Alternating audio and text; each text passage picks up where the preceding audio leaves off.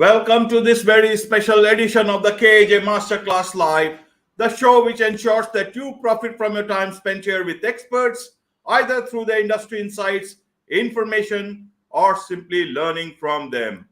And today we have Dr. Lynn Carey, Doctor of Chiropractic, author, entrepreneur, and she empowers others to create their desired life. Welcome to the show, Dr. Lynn. Thank you, AJ. Thank you so much for having me. You are welcome. You are welcome. So, Dr. Lynn, you have written a book called My Journey to Grace. And you also talk about stress being playing a very major role in our lives. So is it that we humans have stopped, having grace in our lives? And that is the reason for a lot of this stress. So can you help us understand the relationship between, because it's related to your book, My Journey to Grace, the relationship between grace and stress? Oh, I love how you worded that. I don't think I've ever had anyone present it that way. That's such a great perspective. I think that a lot of us are taught to look for answers outside of ourselves. Now, you're in India. I think India is a little bit more spiritual than we are in the United States. But I know for myself, I was programmed to look outside myself for answers. And growing up, I was really depressed on what I thought life was. And so briefly how I got there, I had spinal surgery as a teenager that if I knew what I knew today, I would have never had that done. But I just did what the medical profession told me. So there was a combination of, after my surgery, I was sick and in pain, but I was already depressed, and it kind of just fed itself. And chiropractic was the first time that I ever heard someone say to me, the power that made the body heals the body. So I was like, oh, I've been struggling for 5 years and no one knows why I'm sick all the time. They never related it to my surgery. And this was a passion for me. Like, I wanted to share it with everyone that we can heal ourselves, because I started to see results. It wasn't just getting adjusted. It was changing the mindset and how we heal. But then I really, with getting a lot of energy work done, working on people in my office, I went into what I call a gray state, that it was like falling in love, but there's no other person. That was just so high on life. And I didn't have the words or the explanation for it, because I realized most people didn't understand it. But I realized, I'm like, this is our natural state. That's what I call the grace state. Like, we're connected to source. It's a very high vibration. And if we learn to go in there, some people do it with meditation, right? They've experienced this. But I never did. And it just kind of happened by default. And I feel like now I know I live from that place. I know how to get myself back into that place. But what I saw this was happening to me on a personal level, but I was also in practice. And I realized people are living in a rat race, meaning they are at a job maybe they don't like. They don't have purpose. They don't have passion. They're not living their dreams. They don't have time to take off to heal or to really take care of themselves, to just be.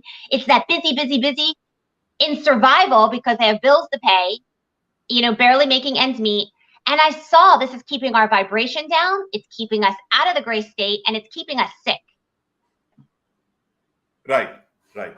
So talking about your journey from the place you were, we will cover that.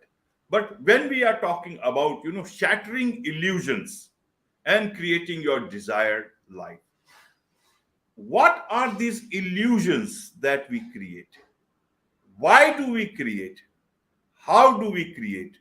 Because when we are born, we are children of God, and we are also pure. So how does it begin with us? So that anyone can look into the source of the problem and cure it. That is where I guess the healing starts. How does it work with us humans? Yeah, so I realized that everything I was taught, I've had to undo. And I tried to raise my son differently. So I believe it starts with birth. We do come in knowing exactly who we are, but we are taught not to listen to that. And it starts with even the medical world took over how women give birth. There's a lot of trauma in the birth process. I had my son at home with a midwife, and I didn't want any interference. I had no drugs, and he was never circumcised. He was never vaccinated. He's never had to go to a medical doctor because he's not really sick. He just knows to honor his body, and so that's a big part of it. And then they put us in school, and I myself felt like school was a prison. I did not enjoy school, even though I did what I was supposed to. I was an A student. I worked really hard, but I had so much anxiety being in there all day, every day, I just knew something was off, but I was told you have to go to school. You got to go to college to be successful.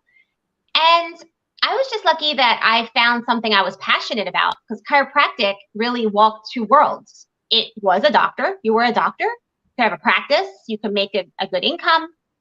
That followed mainstream protocol, right? I had a degree, but I was entering a spiritual phase, and that wasn't accepted. I mean, I saw that we can heal ourselves. It was about looking from the inside out versus the outside in. And so I feel like schooling interferes with us. Our parents not listening to us, but we have a lot to offer, I think, from the time we're children.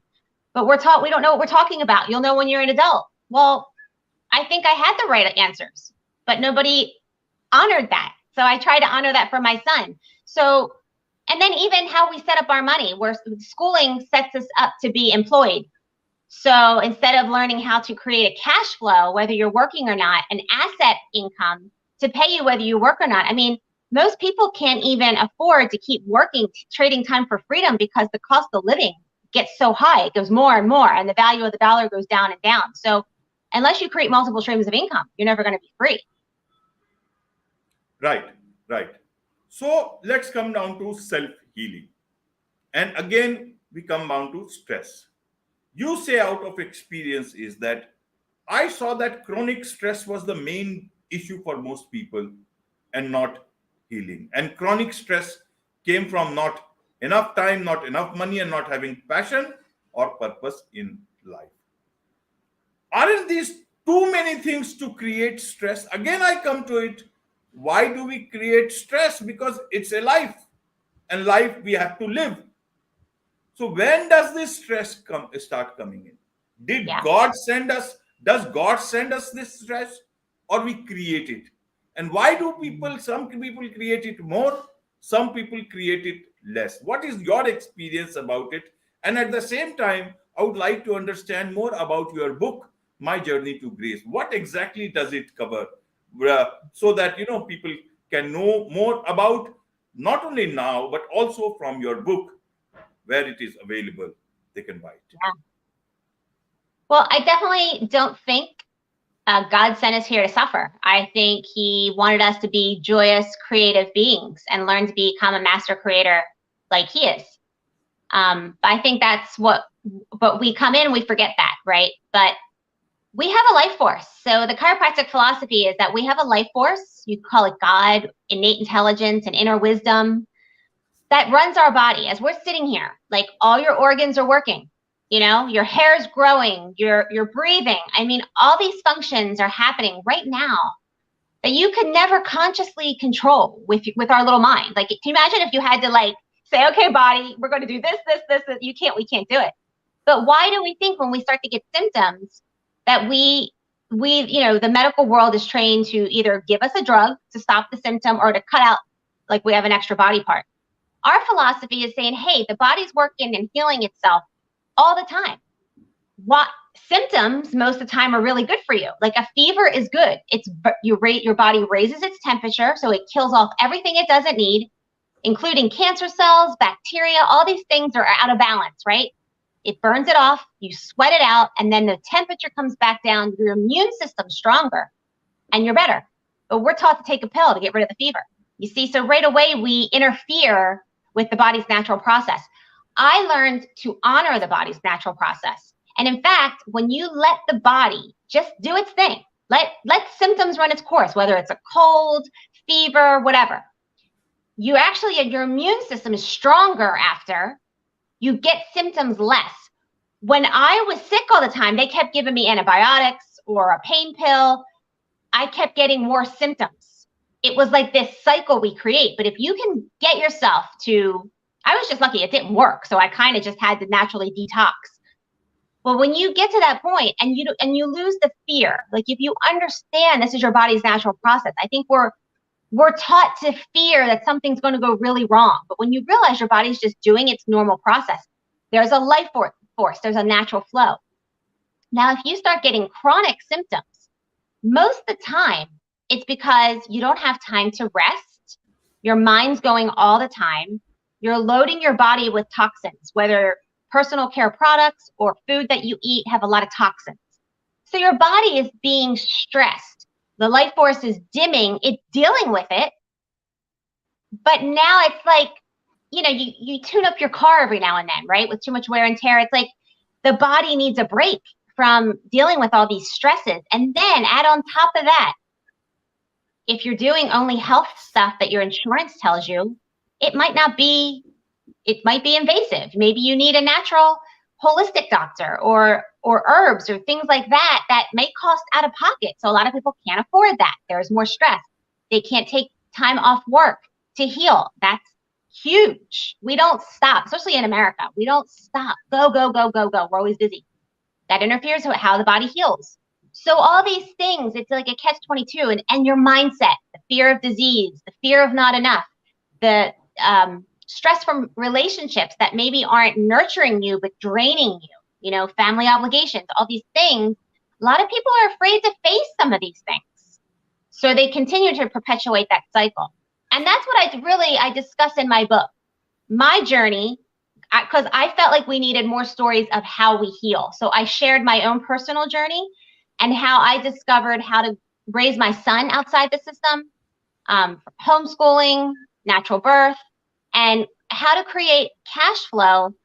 And there's different opportunities to look at creating cash flow versus just trading time for money, because that can give people time, freedom to live their passions, live their purpose, and to heal. Right, Dr. Lynn. You know about these things and you have implemented them in your life. Not only about the practice, the chiropractic thing. If am I pronouncing it correct? Chiropractic. Chiropractic? Yep. Okay, good. Thank you. So chiropractic, you have a doctorate in that? You have a bachelor's degrees in nutrition from Life University. So you know about these things, you implemented it. But not everybody is from this.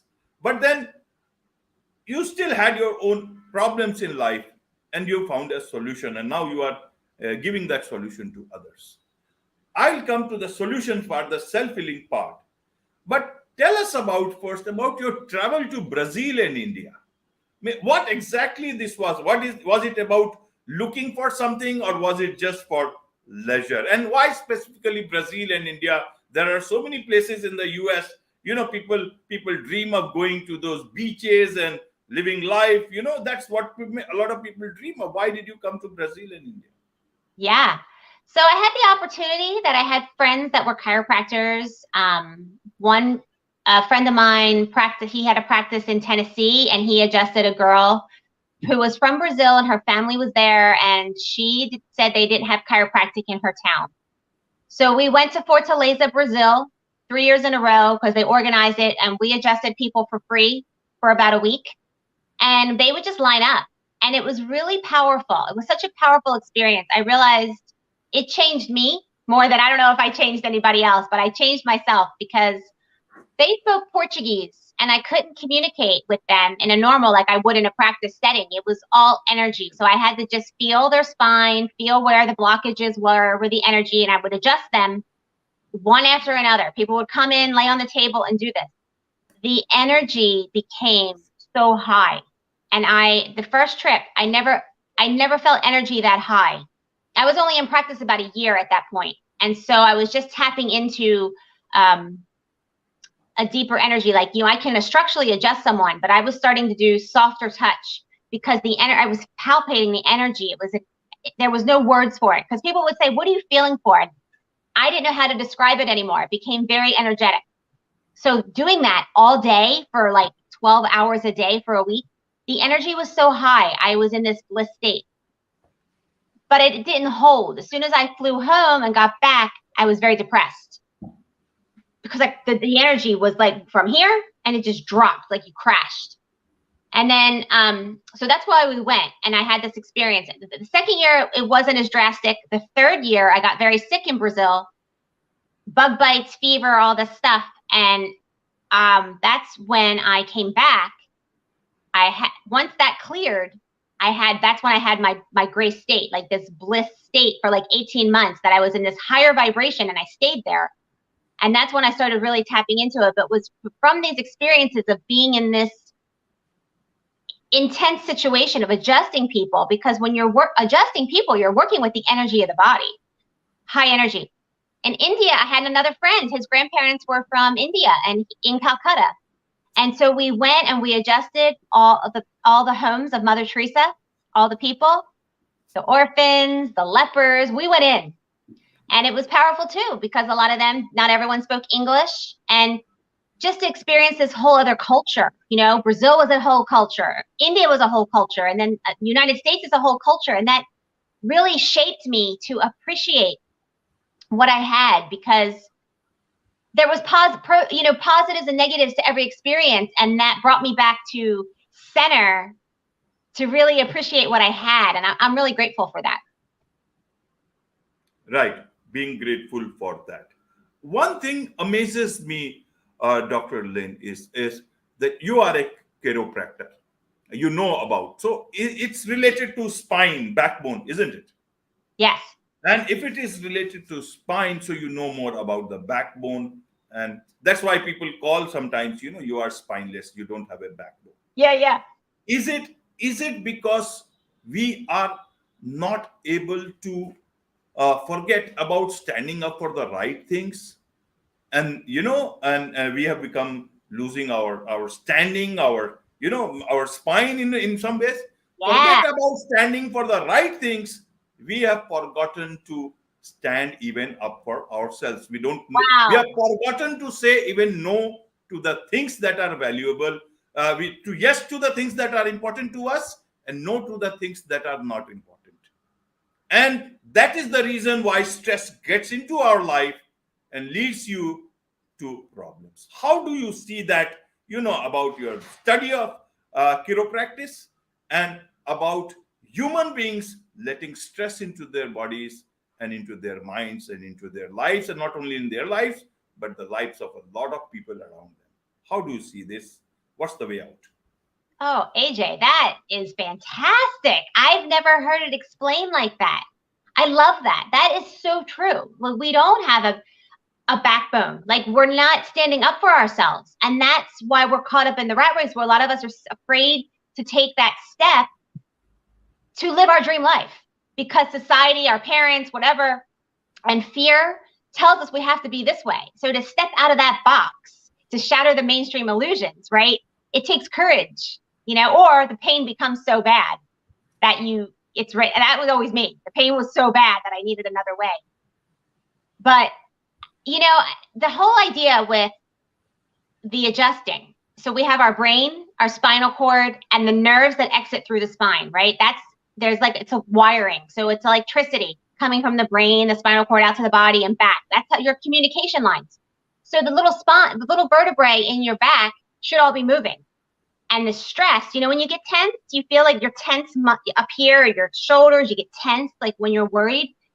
Sometimes those spinal bones get stuck because it's a stress pattern. So that's what I would feel for. I'd feel for motion in the spine, to adjust it, to put motion back in, so that the brain-body communication was flowing. Like if you step on a hose and the water stops, you take your foot off. Same idea. But I didn't want people to use me as a crutch. That's one way to get in tune with your body. And I think it's a great way. But I wanted people to do the work on themselves. You can start to change your mind by changing your mindset, being aware of, why are you symptomatic? How are you feeling in the moment? What are you eating? What kind of stresses is going on in your life? Because that's what's creating stress in your spine. That's what's slowing down your life force. That's what's interfering with who you need to be. So if people can start to get really into, that was where I became more passionate about, like, because I felt like I could adjust you all day long, but if you don't start doing the inner reflection and analyze your life and how you want it to look, you won't have ultimate well-being. Right, right. So how do people come to the well-being? Let's come to the well-being part. One is the self-healing part, and then there is the power within each one of us. How do you do that? Firstly, recognize the power within us, including having a good spine, God-given spine, most of us. Yeah. And second is the key to healing oneself. How does one start from there? Recognizing the power within us so that we can we dare to go to places where we dream of. And second is the self-healing part. Some people truly have been hurt either by their own thought process or by others. How does this journey begin? What do you recommend? What tips can you share to take people on their self-healing journey? So I do give tips in my book, but I tell people I really believe we all have a different place to start, because one person may have body issues, right? A disease or chronic symptoms that they want to start there. Some people may have bad relationships. They might be stressed there. Some people may have money problems. They maybe want to start there. Some people may just not have peace and don't know what they want. So I think journaling, I'm a big believer in putting pen to paper, because I think something happens in your brain that starts to heal, and you get reflective, and it starts to like a brainstorm effect when you start writing things out. Some people don't know where to start. I think a great place to start is write down what you're grateful for.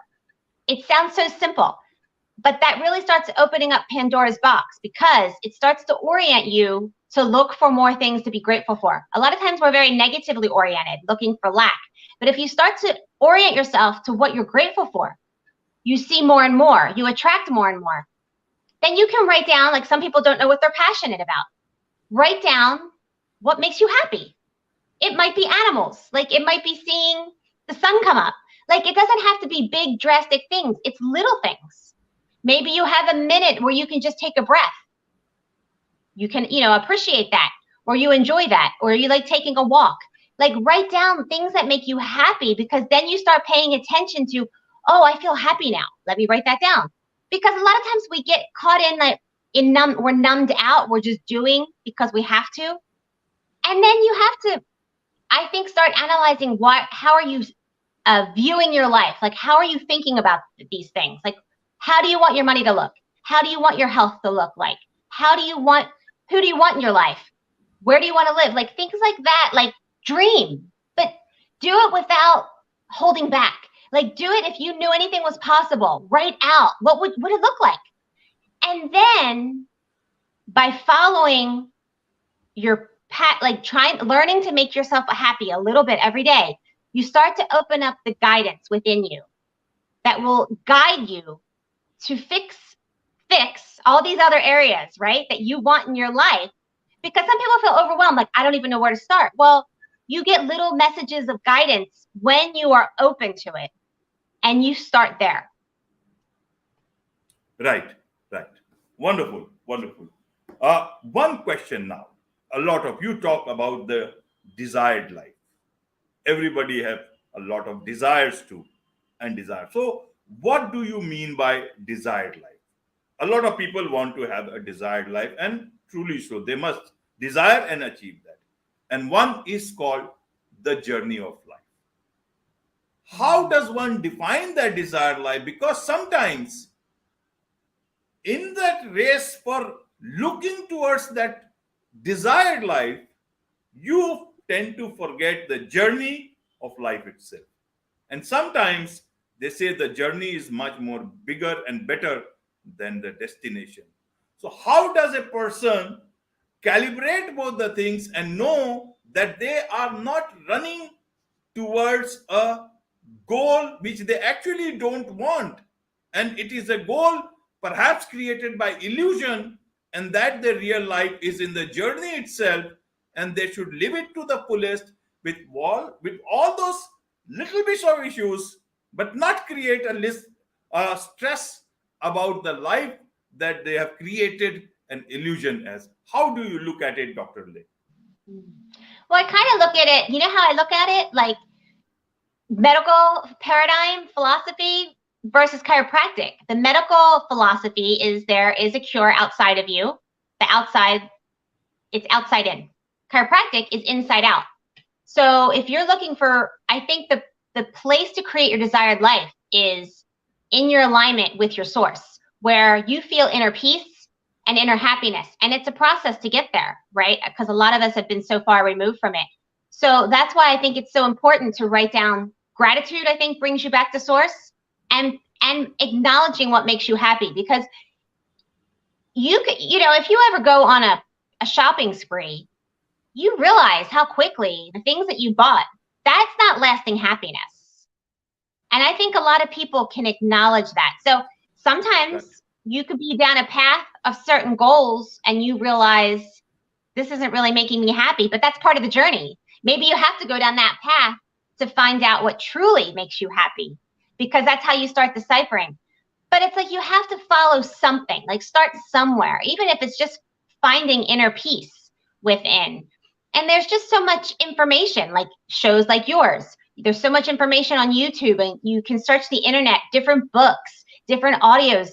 Start listening to things that you feel inspired. I mean, I know for me, I love to read, but the book has to jump out at me at this point.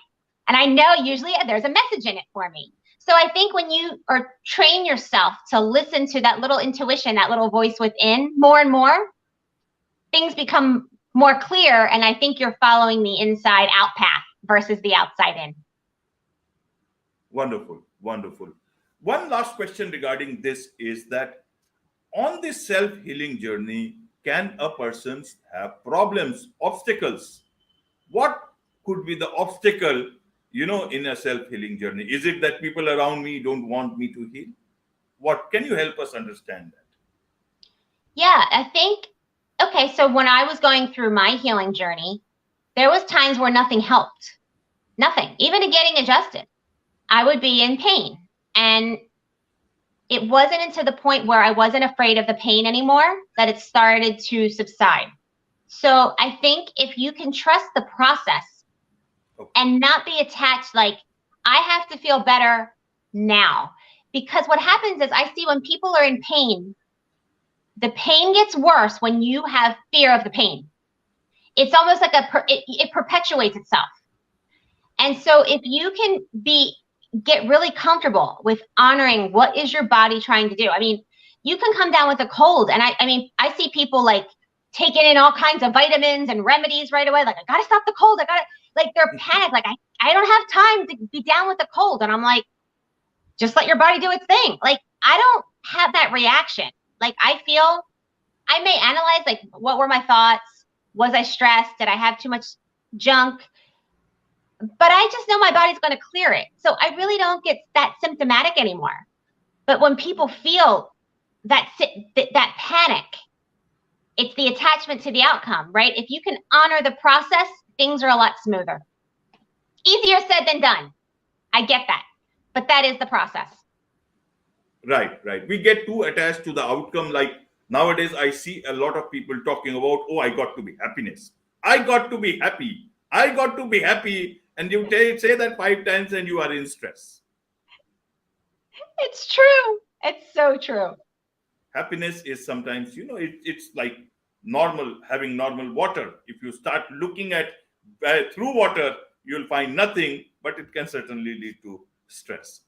Let's come down to the topic. Again, there is so much we have learned now, and I'm sure there is so much to learn from you. So how do people connect with you so that they can get more from you? Second is that how do people get hold of this book of yours, My Journey to Grace? Yeah. So it is on Amazon. You can just put Dr. Lynn Carey and it'll come up, My Journey to Grace.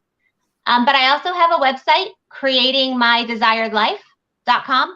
So you can go on there and read about me. You can order the book, or you can email, like put in your information to get on my email list, or you can email me directly through that site to ask me a question, or to get on my mailing list. I can put you on there so you can stay connected with me and get my updates.